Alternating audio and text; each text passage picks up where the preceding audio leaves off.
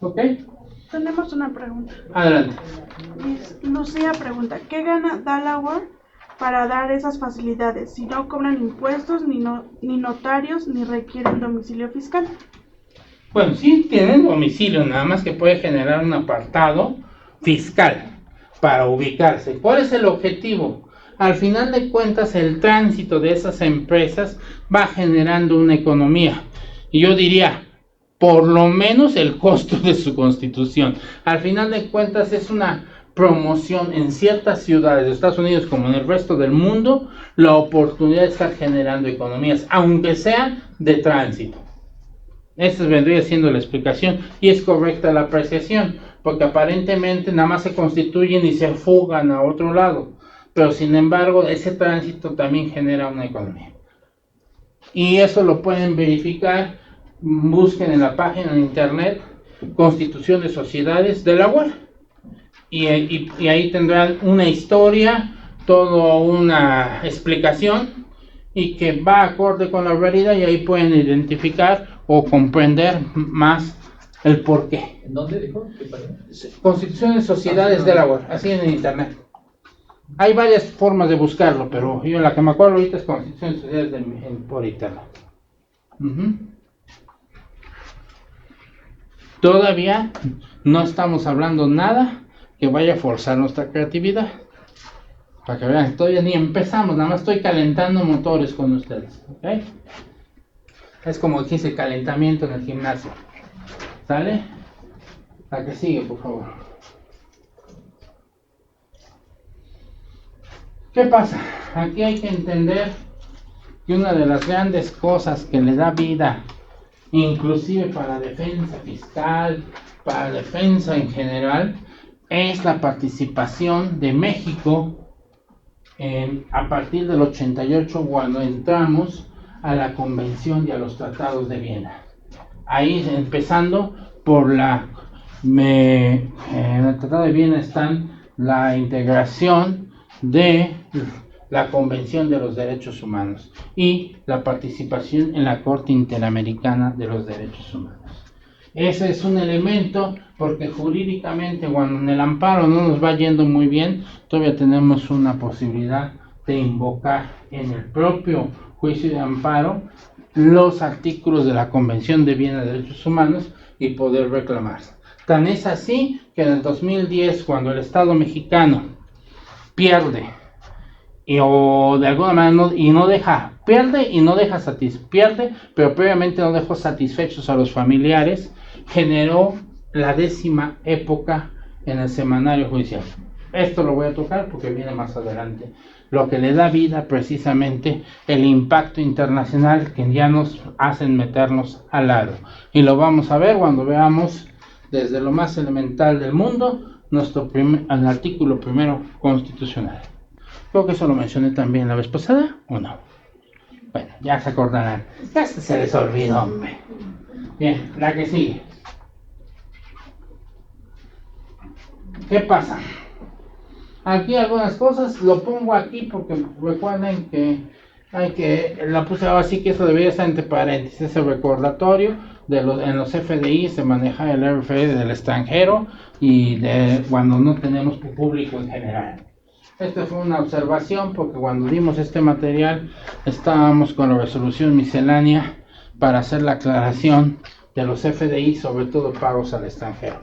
Pero esto ya creo que ya lo manejan ustedes cuando elaboran el RFC, tiene una importación, el IDE, ya sabemos que el IDE es el impuesto en los Estados Unidos, y Centro y Sudamérica es el RUC. Era RUC y ahora es RUT. Registro único tributario es el que se está manejando principalmente Uruguay y Argentina, porque en algunos países de América, igual que nosotros, trabajan con Satanás. Le quitamos lo de Anás y nada más queda Sat. ¿Okay? Bien, la que sigue, por favor. Eso no dice nada, pero bueno, nos podemos ir. Bien, ahora sí se puede decir que vamos a entrar a lo principal de nuestro curso. Esto es la base. Lo demás fue un preámbulo para que estén viendo el ambiente de lo que significa el conocimiento del mundo fiscal. que podemos llegar desde paraísos, desde conocer los paraísos, desde conocer los tratados internacionales, desde conocer la Corte Interamericana de los Derechos Humanos, desde conocer algunas concepciones, la práctica previa que les doy de que estamos involucrados en normatividad internacional y que en nuestro propio país tenemos que tener conocimiento de diversas disposiciones normativas más allá de las fiscales, porque todas de alguna manera, dependiendo del giro, se van a vincular con nosotros. Ese ha sido un preámbulo. Ahora, si yo me voy a dedicar a una planeación fiscal, quiero hacer correctamente los impuestos, o si me cae un cliente nuevo en el cual me va a pedir que lo reestructure o que le dé un planteamiento para que esté en su correcta situación fiscal, y vamos a llamarle correcta también óptima, entonces vamos a tener que tener herramientas. ¿Qué herramientas? Es cuando yo les digo a los contadores: quítense la cachucha de contadores, abogado, quítense la gorra de abogados y todos póngansela de fiscalistas. De esta manera quiero decir que el contador se va a involucrar en el mundo jurídico y el abogado se involucra en el mundo contable. Y ambos unidos hacemos esta mancuerna para poder llevar a buen término todo un planteamiento. De tal manera que como contadores no estamos ajenos a conocer todas estas cosas, y si no, a eso venimos el día de hoy. Entonces, yo les digo a todos ustedes que una principal herramienta de la planeación fiscal es la jurisprudencia. Y me van a decir: ¿y qué tiene que ver si no soy abogado?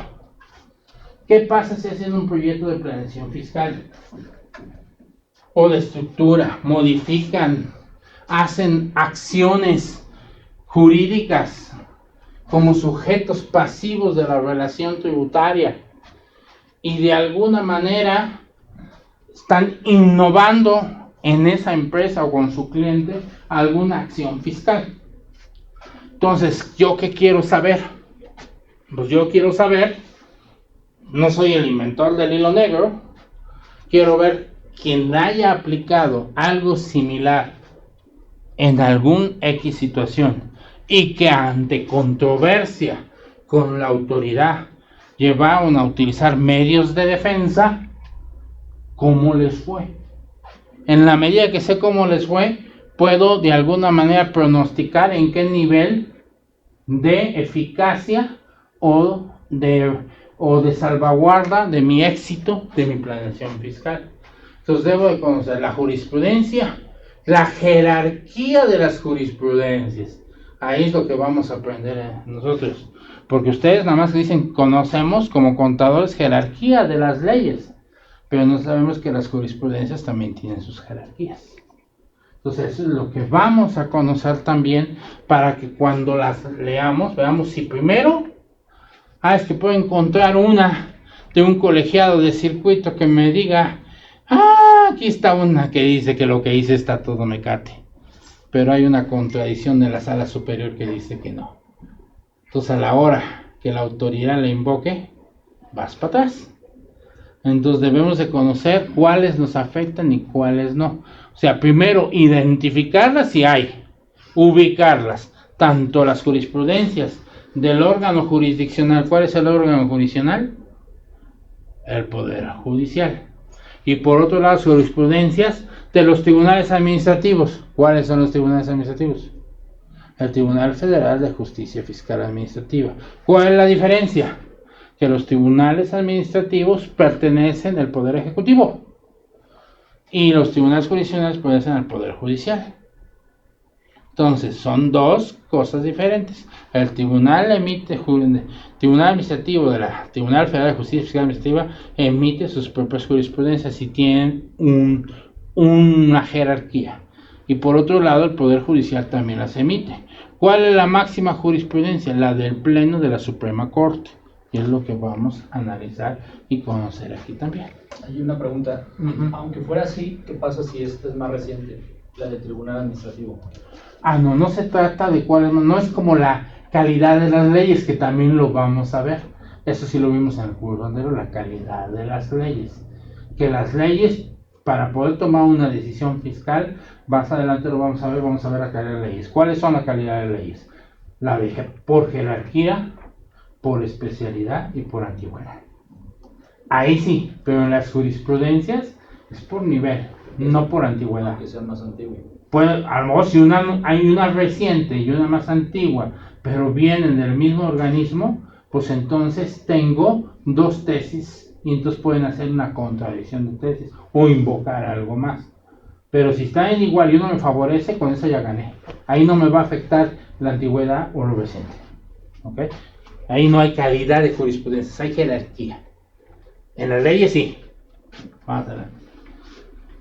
Lenguaje jurídico, ese sí lo vimos del diccionario, ¿se acuerdan? Tampoco se acuerdan. Vimos qué diccionario vamos a utilizar. Acuérdense que vimos, por ejemplo, y lo vamos a recordar. Nuestra legislación fiscal, a lo mejor es lo que más conocemos. Porque decimos, pues yo ya sé, compro mi agenda tributaria, mi fiscoagenda, y ya tengo completo para mi desarrollo de mi trabajo durante todo un año. Pues vamos a ver si es suficiente. Y tienen el Código Federal Civil, Código de Procedimientos, perfecto. Y sabemos bien lo que es el derecho sustantivo y el adjetivo para ver en qué momento aplicarlo. Nuestra legislación fiscal es una legislación híbrida y después vamos a ver también ello. Metodología. Ahí es la aplicación contable que tenemos que hacer desde un diagnóstico hasta el informe. Lo vamos a definir. Elementos que vamos a llegar, entre ellos los contratos. De aquí se deriva un curso específico que también damos aquí, contratos como soporte fiscal. Y vamos a hablar de la prueba atomista, que traducida al efecto fiscal, vamos a también manejar esa fórmula o esa idea o esa teoría de atomista de la prueba, con la cual vamos a defender. Alternativas societarias. Pues acuérdense que tenemos muchas sociedades. ¿Cuántas sociedades conocen? Si me vienen, lo más seguro es que me digan como en la escuelita. En la ley de sociedades mercantiles son 5 legislaciones y una sexta que cooperativas que tienen una ley especial, más el Código Civil que tiene las sociedades y relaciones civiles. Tenemos 34 tipos de sociedades, las vamos a contar. Y ustedes deben saber utilizarlas. Y agreguenle las famosas SAS ahora. Yo le llamo SAS, que es Su Alteza Serenísima, porque como es de un solo miembro, él es el rey, el emperador, el chalán, el empleado. Pero ¿qué son? Sociedades de acciones simplificadas. Bien. Alternativas, transformación, fusión y decisión. Ya sabemos que eso es un mecanismo tradicional con el cual vamos a diseminar. A veces no es una estrategia fiscal, es una estrategia corporativa. En las SAS, cuando una vez me dijeron, en las API, me decía uno que trabajaba en Hacienda, ¿y cuál es la estrategia fiscal? Ay, ustedes de Hacienda se sienten como la quinceañera, que todo el mundo los quiere llevar al baile. Y la realidad es que la SAPI es estrategia 100% corporativa, no fiscal, y también vamos a platicar sobre ello para decir por qué. Es estrategia corporativa, donde vamos a degradar acciones. Les voy a platicar un ejemplo. En alguna ocasión, ya no lo puedo hacer porque está grabado públicamente, pero ya quien lo conozca la historia lo sabrá. Hubo un personaje en una estación de televisión muy fuerte aquí de México, que pues realmente para que actuaran o para que trabajaran, tenían que pasar por la aduana personal de ese personaje, que era socio, y no era precisamente socio, era socio y además miembro del Consejo de Administración. Generó tantos problemas que le dieron muchísimos millones de pesos, no porque comprar eso, es nada más para que se saliera del Consejo de Administración. Esa baja de dinero, esa merma de dinero ocasionó una falta de liquidez y desaparecieron casi todas las series de televisión que venían de Inglaterra, que eran muy conocidas y que nos gustaban mucho a nosotros, Los Vengadores, Los Agentes de Cipoll, Dos Tipos Audaces y algunas otras series que ya me están mirando feo, no, pues ustedes son bebés, estaban en nuestras épocas, que eran series inglesas. Entonces dejaron de pagar los derechos por ella porque ya no tuvieron lana por esa acción. Entonces, si yo quiero evitar que cierto personaje quiero tu dinero pero no tu cerebro, porque cada vez que piensas metes la pata. Eres bombero, cuando no la quemas la regas, man. Entonces no te voy a dar tus acciones, pero te voy a degradar. No tienes derecho a voto ni a participar en el Consejo de Administración. Eso en una sociedad no lo podemos hacer.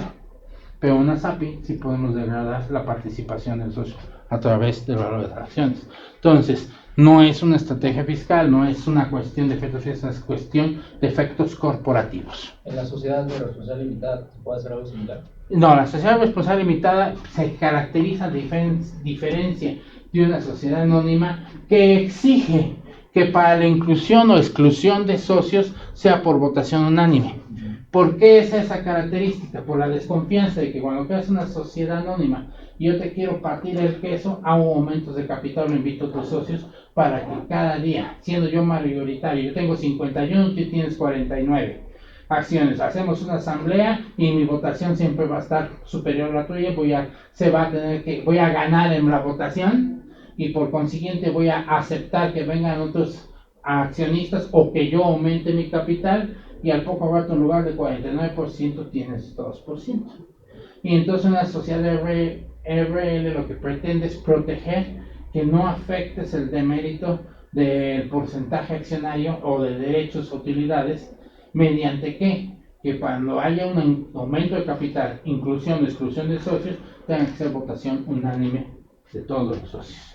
Entonces son frenos, está limitado a un monto de capital y a un monto de socios. Pero sí se parece en cierta manera, ¿no? Pues es también corporativa, no estamos ahí viendo nada fiscal, tiene un impacto corporativo.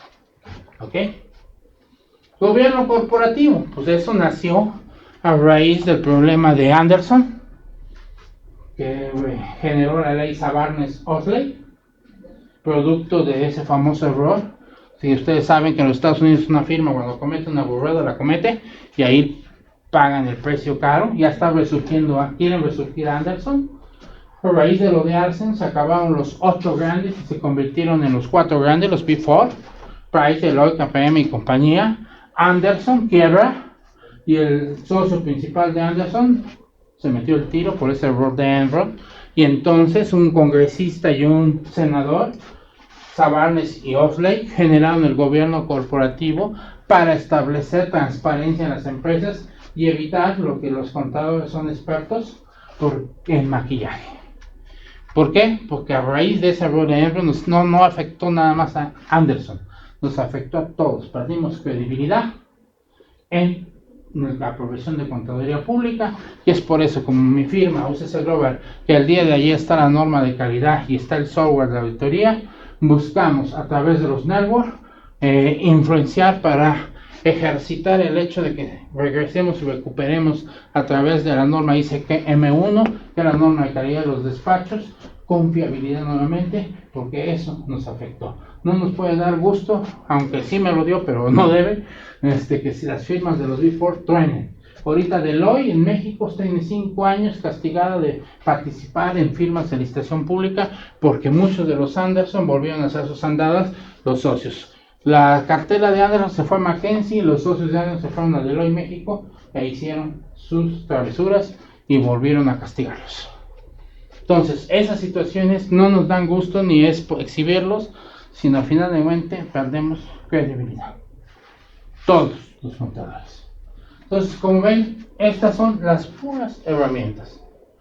Y no quiere decir que sea lo único, pero en global representa lo que tenemos que conocer si nos queremos dedicar a una área o a toda una estructura para realizar no estrategias de evadir impuestos, simplemente una planeación correctiva de una estructura fiscal de una empresa o de un ente económico. Señorita, por favor. ¿Qué es jurisprudencia?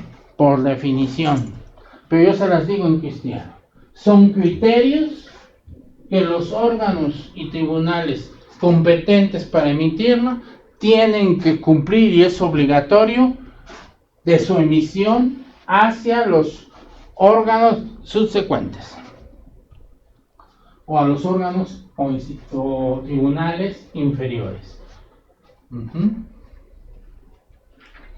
Son criterios, pero que se hacen obligatorios. ¿Qué quiere decir?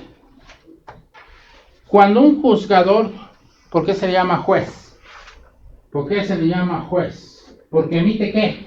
Un juicio. Y cuando se le presenta una situación muy particular, emite a lo mejor mediante un análisis exhaustivo un juicio. Luego otro hace lo mismo y llega a la conclusión que ese es el mismo camino que utilizó el otro. Entonces nos dice, ya no le piensen.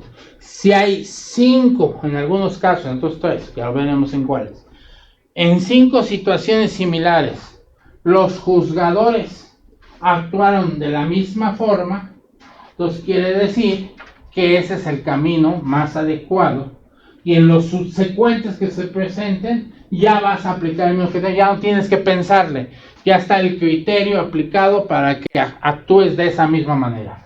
Y como entonces se hace obligatorio, tú de alguna manera conoces cómo va a actuar la autoridad en esa situación en particular. ¿Ok? ¿Vamos bien hasta ahí? ¿Sí? ¿O ya es hora de que se vayan a cenar? Bien. La que sigue. Jurisprudencia en materia fiscal, pues es lo mismo, pero nada más emitida por los tribunales que estamos hablando en materia fiscal. ¿A qué horas es el proceso? A las 7. Ah, bueno. ¿A las 11? Sí, ¿verdad? Bien, perfecto. Digo, pues si alguien se quiere dormir, pues ya, que por más se toma un café y se echa unos whiskies. La que sigue. ¿Cómo nace una jurisprudencia? Reiteración de criterios, lo que le vengo diciendo. Si actuamos de la misma forma, pues que es un criterio constante, pues se va a hacer emitir una jurisprudencia. Por contradicción de tesis. Una dijo no, una dijo sí, que en un análisis exhaustivo, una autoridad superior vinculando, ahí vamos a ver el análisis transaccional, tesis, antitesis y síntesis, en la cual una dice sí, otra dice no, lo analizamos y concluimos que una u otra tiene la razón, entonces por contradicción de tesis puede haber jurisprudencia, no tiene que ser reiterativo. Por sustitución, esa es más compleja, eso sucede en materia constitucional, esa no la vamos a tocar, no nos aplica en materia para nosotros. Esa es en materia cuando una jurisprudencia en una controversia entre entidades la sustituye otra por eficacia. Tiene unas características muy particulares, esta no nos vamos a meter. Estas dos primeras sí son de nuestro conocimiento para consultar. La otra no va a tener ningún efecto realmente fiscal. La que sigue, por favor. ¿Quiénes pueden emitir jurisprudencias? En este mismo orden es la jerarquía. Pleno de la Suprema Corte, en el caso estoy hablando de órgano, ¿cuál? Jurisdiccional, Poder Judicial de la Federación. La Suprema Corte, las salas, el Pleno de los tribunales colegiados y los tribunales colegiados. El que emite está obligado para todos los juzgados hacia abajo. Juzgados de distrito, juzgados de fuero común, de primera instancia, los que quieran. Pero no está obligado a obedecer estas jurisprudencias. El de acá está obligado a y pero lo que emita no está obligado a Y así, está obligado, manda a todos y están obligados a obedecerlo. Pero no está obligado a lo que diga O sea que la máxima es el Pleno de la Suprema Corte. ¿Cuál es el Pleno de la Suprema Corte? Los 11 ministros. 10 ahorita. 10, 5 en cada sala. Y con voto de calidad. Chao. Pero está por X cosas también. La que sigue. ¿Abogado? Recién, pero no, sin experiencia en abogado. No, pues es que somos abogados. Ya es abogado. Ya es licenciado en Derecho. Ya aboga por el prójimo. Ya conocemos. Sí. La bendición de la carrera yo alabo a las dos profesiones. Las dos son parte de mi vida. La carrera de Derecho, a veces, si no eres litigante o no tienes una experiencia en conflicto, no importa. Porque una cosa es ser licenciado en Derecho y otra es ser abogado. Que aboga por otro, y licenciado en Derecho que tiene, por esencia de que tiene una carrera y cultura. La cultura que nos da la carrera es bellísima. Ya en el litigio, agarras otra connotación, pero es lo que te permite esa bella profesión. Y obviamente nuestra carrera de contador es adoración, pero al final de cuentas ambas tienen una belleza impresionante. Yo le sumo a ella la de economía, nada más que no me titulé en esa, así que por eso no la presumo. Las otras sí. Bien. Por contradicción de tesis, ¿qué pasó? Ya desapareció de la anterior una. Esa no puede emitir jurisprudencias por contradicción, que son los colegiados, nada más el puro pleno. Aquí ya nada más son 3 los que intervienen. La que sigue. Se los dejo en la teoría, no nos metamos en esta. Esta no nos va a pegar ahorita a nosotros, pero la menciono porque existe, no voy a decir porque no la puse. La que sigue. ¿Cuándo se hace jurisprudencia? En términos generales, en el Poder Judicial, nos dice que en 5 sentencias no interrumpidas por otra, resuelta en diferentes sesiones y por el número de votos que así se determina, 5 criterios, se hace una jurisprudencia. O sea, 5 casos sin que se atraviese otro en contrario. O sea, seguiditos. Y con la votación de mayoría, ya se hace jurisprudencia. En el caso del pleno, ¿cuántos son? ¿3? ¿Tribunal? No, en el tribunal fiscal sí, 3 en el pleno y 5 en las salas. Pero aquí son 5, en todo, en el Poder Judicial. En el fiscal es donde nos vamos a ver todo y vamos a verlo. La que sigue.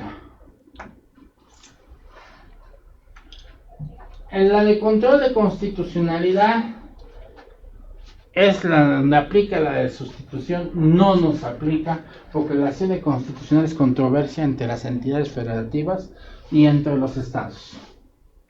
Como por ejemplo cuando estaban peleando por reparar un semáforo en una esquina donde se dividía el Estado de México y la Ciudad de México, la Ciudad de México decía que era culpa del Estado y el Estado decía que era de la ciudad y el condenado semáforo nunca lo compusieron.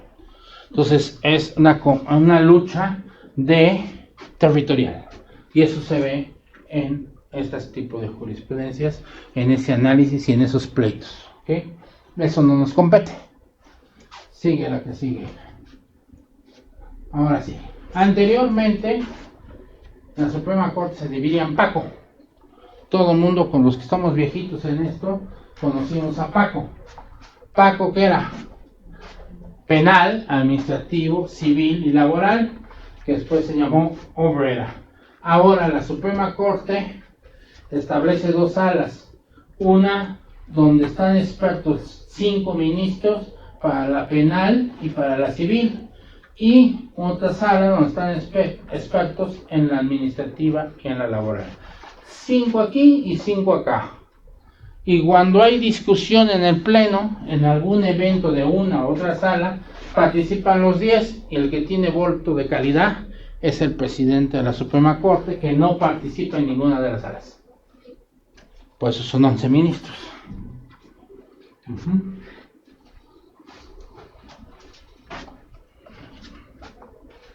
¿Ok? Son conocimientos generales, pero que sí nos pegan, que hay que conocerlos.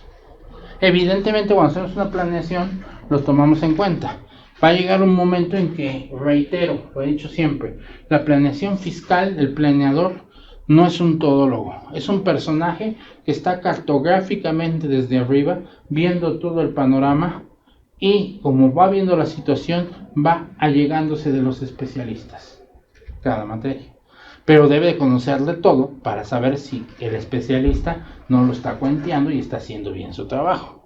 Entonces, por eso debemos tener la materia. Evidentemente, si vamos a hacer un análisis de jurisprudencia, lo vamos a ver a un abogado que sabe, para empezar, cómo buscar. Y le vamos a pedir, encuéntrame algo relativo a esto. Ya verá la forma de que lo busque. En el semanario de la Federación, en los discos del tribunal, en los boletines, ya sabrá dónde buscar. Pero ya sabemos qué le estamos pidiendo y por qué. Entonces ahora antes era Paco, ahora ya son simplemente sala 1, sala 2. ¿Ok? La que sigue, por favor. Para un pleno de la Suprema Corte deben ser 8 de 11 para que haya jurisprudencia. Si son 7 ya valió, no cuenta para hacer jurisprudencia. Entonces 8 de 11. En las salas debe de ser 2 de 5.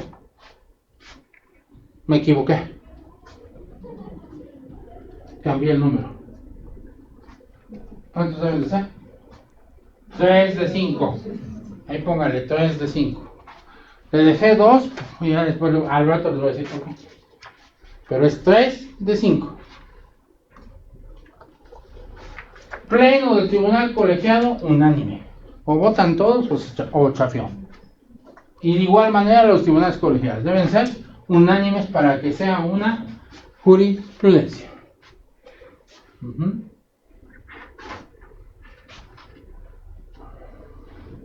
La que sigue, por favor. Por jerarquía, lo que yo había dicho. Las del pleno son las máximas. Y de ahí. Y cada una es obligatoria hacia abajo, nunca hacia arriba. ¿Ok? Esa es nuestra jerarquía. Al rato vamos a ver jerarquía de leyes. Los abogados, ¿cómo le llamamos a la jerarquía de leyes? Románticamente, porque al final de cuentas no lo hizo. ¿Relación? No. La pirámide de Kelsen. Ah, ok. Que al final Kelsen no hizo ninguna pirámide. Esa es una creación, ficción académica nuestra, ni siquiera de otro país. Kelsen nunca hizo la pirámide. Pero siempre jurídicamente nos da una escuelita que la pirámide de Kelsen era la jerarquía de leyes en el ámbito jurídico. Los contadores, cuando lo estudiamos en constitucional o en alguna materia, nada más lo conocemos como jerarquía de leyes. ¿Ok? Da que sigue. Aquí viene el primer análisis. ¿Qué dice aquí? Pleno del tribunal colegiado del circuito. Dice, este es el pleno. Si un tribunal colegiado, el número 1, dice sí, es, digamos que la tesis, porque estamos buscando la afirmación. Pero el tribunal colegiado del circuito 14 dice no, es nuestra antitesis. Chispas, aquí estaba yo feliz y aquí me partió el queso porque no se va a poder. ¿Ok? Nos está diciendo una sí y otra no. ¿Qué voy a hacer? Tesis, antitesis. Voy a analizar en cómo encuentro esa síntesis para concluir cuál es la que me compete. La que sigue, por favor. Y aquí va. Tesis aislada, jurisprudencia. El mismo tribunal de circuito. Sí y no. Primera condición. Son aplicables solamente para ese circuito. ¿Qué quiere decir? Regréseme al anterior. Si este tribunal colegiado está en Monterrey, y este es el de la Ciudad de México, de la zona conurbada que nos corresponde, y aquí me dice que lo que yo hice pasa, no me va a importar que este diga que no, porque no me afecta. Porque solo me afectan las resoluciones del circuito al que pertenezco. ¿Y qué pasa si no hay una donde tenga no, nada más hay otro Guadalajara que diga que sí? ¿Lo puedo traer? No, porque si no es de mi circuito, si estoy hablando de este nivel colegiado, tengo que analizar el circuito que me afecta. Aunque no haya una que me diga que no. Aquí puede haber una que diga que no, otra que diga que sí, ninguna de las dos. Me tengo que ir a la de mía. En el otro, este es cuando usted es diferente. Ahora regresamos a la otra. Aquí es del mismo, los dos son del mismo tribunal colegiado. En una me dice sí y en la otra me dice no. No tengo una tesis, otra antitesis. Las dos son aplicables porque estoy dentro del mismo circuito. Entonces, ¿a cuál me voy? Ahí tengo una antinomía jurídica. Mientras alguien me dice sí, otro que me dice que no. Entonces, y si me puedo ir a la jerarquía, a la calidad y a la antigüedad de las leyes, pero supuestamente que estos tribunales ya lo consideraron. Entonces es ahí donde recurrimos a ¿qué? Al amparo. ¿Y cuál me va a beneficiar? Cuando hay del mismo nivel una situación en particular, la que me va a favorecer, siempre la que favorezca a la persona, es la que procederá. Si esta es la que me favorece, esta va a prevalecer, pero lo voy a tener que solicitar. Lo voy a tener que defender. Ya sabemos que todo nuestro aparato jurisdiccional es por instancia de parte. Nadie lo hace por sí solo, lo tenemos que solicitar. ¿Sí voy bien esa parte? Yo sé que esa no es jurídica, yo sé que esto es jurídico, no es para contables. Trato de hablarlo, algún abogado me escuchará y diría, lo estás diciendo no muy jurídicamente, trato de hablar en castellano, no sacar palabras domingueras, sino que se nos entienda, que yo debo de saber en dónde voy a escoger. Si se me presenta esta circunstancia, basta con que encuentre una que me favorece. Esta no, ya sé que la autoridad me la va a rechazar, pero si me voy a conflicto, ya llevo la de ganar, aunque sea en la última instancia el amparo. Pero ya llevo una 99% de probabilidad de éxito en mi defensa. ¿Sí me voy explicando esa parte? Ok. Bien. Como ven, hay que conocerlo porque hay que buscarlo. A lo mejor ustedes no lo hacen, a lo mejor sí lo hacen. Si ustedes les cae una estrategia, una planeación o un requerimiento de estructuración fiscal y se quieren comer todo el pastelote, bueno, pues ya saben lo que tienen que hacer. Si quieren compartir para no desgastarse tanto, pues van a estar a buscar un abogado que les auxilie para integrar todo lo que les convenga en función de su caso concreto. ¿Para qué sigue? Para empezar, les voy a ayudar un poquito. En el semanario judicial se ha distinguido por épocas. ¿Qué es lo que hace que una época surja la segunda, la tercera o la cuarta época? Hechos trascendentales son los que generan las épocas. En esta primera etapa, para efectos fiscales, posiblemente ya la cuarta época ya no nos importe. Para efectos agrarios, todavía siguen vigentes cosas, porque tienen esa antigüedad de rezago.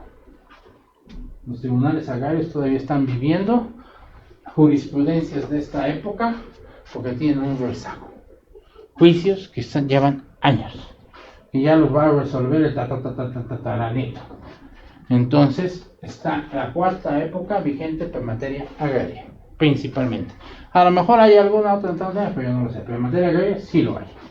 Ya la cuarta época no nos interesa. Lo que sigue, por favor.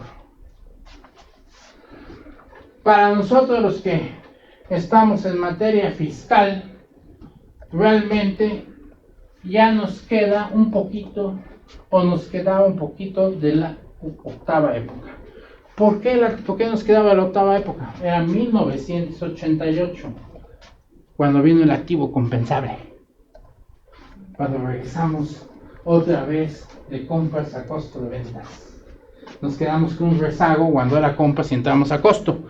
Quedó un inventario por ahí. Entonces se generaron muchas situaciones de pleitos por diferencias de deducción.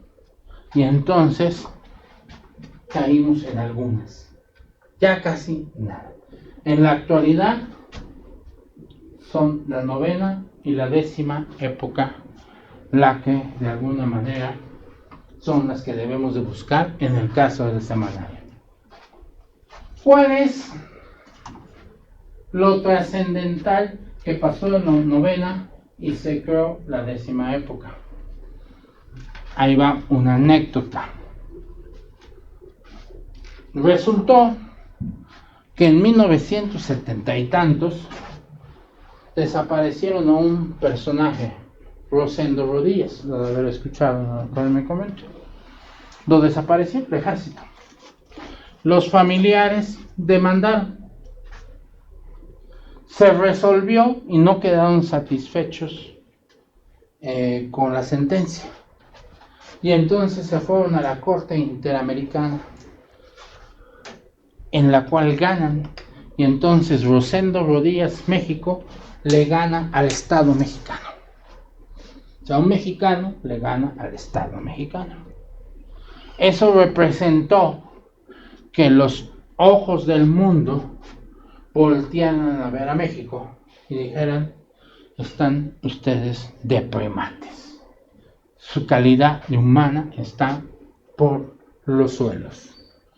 Y entonces la Corte tuvo que dar el primer paso. Primero, reconocer lo que los viejitos estudiamos que estaba abajo, que eran los tratados internacionales por debajo de la Constitución. Tenemos que reconocer que en el 2010 sale el criterio de la Corte en que los tratados al mismo nivel de la Constitución mientras no la contravengan. Eso le dio vida a los convenios de Ginebra, a los tratados de Viena, de la Corte Internacional de Derechos Humanos, que la podemos invocar. Y si la Constitución me permite el amparo, puedo también invocar la Convención de Derechos Humanos ahí mismo para irme a la siguiente instancia internacional. Ese impacto que nos llega a nosotros, que modifica, se considera un acto trascendental porque va a impactar directamente a la estructura jerárquica de nuestro derecho. Y como sale la sentencia en el 11, a esa fecha determinaron que surge la 10ª época que nos rige a nosotros. En ese paso, en ese transitar, se dieron otras cosas que conllevaron. Se dieron cuenta que los derechos humanos en México estaban totalmente atrasados. Estamos en la 4ª generación de los derechos humanos. Estábamos tremendamente primates. Me voy a adelantar, basta el material, porque como está en letra pequeña en su material y son varios artículos, mejor se los explico, porque para eso estoy. ¿Qué decía antes de la reforma del primero artículo constitucional? Decía, todo mexicano y todo ciudadano mexicano gozará de las garantías individuales que esta Constitución nos otorga. Eso cayó como bomba y nos obligan a modificar. ¿Ustedes creen que ese artículo estaba correcto? Todo ciudadano mexicano gozará de las garantías individuales que esta Constitución otorga. Pues excluye a los extranjeros, ¿no? No, todos, bueno, ciudadanos, o sea, póngale, toda persona en territorio nacional gozará de las garantías que esta Constitución otorga. ¿Les parece que está correcto? ¿Les parece bien? ¿O por qué bien y por qué mal? Bueno, de entrada le cambiaron el nombre, ¿no? Son derechos fundamentales. Derechos fundamentales del hombre, actualmente. Porque ya no nada más son las cosas que directamente te afecten. En la 4ª generación son lo que colateralmente te afecte. De ahí nace la cuestión ecológica, los no fumadores y todo lo demás, el ambiente y calidad de vida. Porque también eso representa derechos humanos, la calidad de vida. No nada más tu vida, tu libertad, tus bienes y tus cosas, sino también el ambiente que se te envuelve. Esa es la 4ª generación. ¿Qué te parece si traduzco lo que dice la Constitución? Imagínate que yo soy la Constitución personificada y te digo, gozarás de las garantías individuales porque yo te las otorgo, porque yo decidí dártelas. Gózalas porque yo te las otorgué. ¿Eso qué es? Dictadura, prepotencia. Te estoy haciendo el favor de darte garantías porque yo te lo estoy otorgando. Dijeron, primate, eres un salvaje cavernícola. Por el simplemente de existir, gozas de los derechos humanos. Por el solo hecho de nacer. Por lo tanto, no te los otorga. Es obligación de la Constitución reconocerlos. Y como dice el artículo 1 de la Constitución, que los derechos humanos, cosas que esta Constitución reconoce. ¿Verdad? Ya no otorgas, reconoces, babas, ¿verdad? O sea, no te pongas girillo, tienes que reconocer algo que me pertenece por el simple hecho de existir, no me estás haciendo ningún favor. Eso fue un cambio trascendental que desde el 2008 vino la influencia de derechos humanos, nos dieron 11 años para los juicios orales, empezar, y la reforma laboral, que también voy a tocar un poquito como la toqué la vez pasada, también involucra los derechos humanos, hasta en materia laboral, como es el caso, no solamente de dar una instalación, sino una habitación a la chacha que tienes en tu casa o a esa trabajadora doméstica que viva. Ya no nada más un cuartucho para que duerma como como difunto parado y con su box spin de cemento. Le tienes que dar una habitación, su televisión y todo lo demás para que esté todo mecate. Entonces son cosas que exigen que el ser humano reciba todo eso. Lo trascendental que tiene la modificación del artículo primero constitucional. Y de ahí se deriva que en todas las legislaciones, las modificaciones y la actual reforma laboral que ya nos tiene la NOM 35, los problemas psicosociales en los centros de trabajo. O sea que si te veo loco, no tienes un buen ambiente de trabajo, tengo que yo mejorarlo. Eso viene en la reforma laboral del 8 de septiembre, la NOM 35, ya platicaremos también en un momento dado de ella. Hay que certificarse, es otro campo de acción también para nosotros, la NOM 35. Que va a haber obligatoriedad y va a tener que certificarse en esa norma oficial todos los establecimientos a través de una entidad certificadora que esté acreditada ante la EMA, Entidad Mexicana de Acreditación. Problemas psicosociales en el centro de trabajo. ¿Por qué? Es una materia donde contemplan bullying en la calle, mobbing en el centro de trabajo, cuestión de extorsión, cuestión de acoso y situaciones ambientales que no deben de ser para la buena calidad del trabajador. Entonces, ¿eso de dónde proviene? De toda esta modificación. Ahí lo trascendente de ese artículo primero constitucional. Ya ven que no soy yo tan bonito del primero al segundo. Y ese fue el impacto que estamos viviendo, y esos cambios que nos están exigiendo, no el presidente, ni este, ni el anterior, ni el anterior. Es una presión internacional. México, ¿quieres que trabajemos contigo? Me cambias esto, hijito. No te voy a aguantar tus niñerías. Tienes que modificar. Esa es la presión. Cuando llegó Salinas al gobierno, es que estoy en números rojos. Sí, mijito. Desastre de Pemex, desastre del sindicato de la música, desastre de todo esto porque te genera los números rojos. Desastre de ferrocarriles, privatiza. No lo hizo por gracia, lo hizo por exigencia. ¿Por qué? Porque el Estado estaba manteniendo. Así que como los países de izquierda, la URSS mantenía a todos y por eso después se quedó sin nada. Pues no hay padre que aguante a 20 hijos con salario mínimo. Entonces eso era lo que estaba pagando. De alguna manera con el Estado mexicano no captaba los recursos suficientes para sostener las entidades gubernamentales centralizadas, desconcentradas, descentralizadas, participación estatal mayoritaria, participación minoritaria y concesiones. Pues no podía. Entonces empieza a deshacerte de sindicatos y gente que ya trabajaba.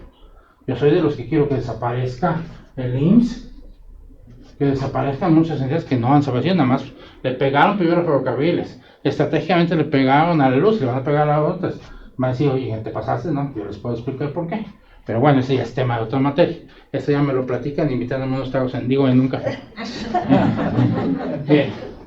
Entonces, la que sigue, por favor. Me preguntan que a qué año es la época 9. La 9, pues aquí está desde 1995 al 3 de octubre de 1909. Todo está a 11, pero 1911. Todo esto es durante este tiempo todavía vamos a encontrar muchas cosas que nos es aplicable. Pero más bien no se refiere a octubre de 2011, mes de 1911. Ah, perdón, sí, cierto. Sí. Volví a meter la parte, lo corregí, lo volví a equivocar. Es 2011. Sí, póngale ahí 2011, perdón, ese fue un error del día de ayer. Que metí la pata. Ya tomamos ahora sí. ¿Se quiere el descanso o nos echamos o seguimos? No, ¿de cuánto nos da ese descanso? 10 minutos. 10 minutos. En un minuto regresamos. 2011, póngale por ahí, perdón a los que están viendo, seguro se fijó en la fecha. 1911 todos estábamos en guerra revolucionaria. En 2011, por favor, son tan amables. Es más, aquí le voy a borrar aquí en el material. Tenemos 10 minutos, regresamos.